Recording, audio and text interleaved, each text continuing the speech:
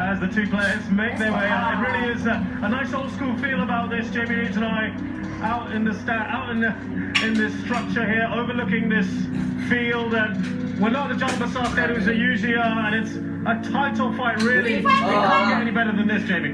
No, and really, if they'd written the plot line for the league at the start of the season, having three teams within a point of one another, with 2 or 3 games to go, they would just say, no, that's unrealistic. We're not going to get that. It won't be as exciting as that. But this is fantastic for the league. There is no dominant team this season. There are 3 very good sides, and several others who've been pretty good. And so it really is down to the wire. Anyone can take it from here. You made a very good point earlier, of course, that we cannot afford a draw. None of the teams here can afford a draw unless you want to hand that title on a platter to Bruno DPMM. So everything to play for, you've got to go for it. Which is exactly the way we want it, isn't it? If a draw would be a decent result, then we could expect a very negative affair. But I think these 2 teams have got to go for it.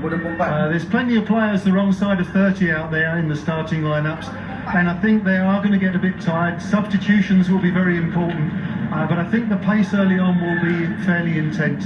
And certainly, being down on the pitch or pitch side when the players were warming up, I think it was more intense to warm up than I've seen in just about any S-League game all season. They really are all fired up for this one. Let's not forget, of course, it was not so long ago that Warriors were dominating the S-League the way that Tampines Rovers have been doing. So it's past and present really come together. These are the 2 biggest sides really of Singapore football in the last decade.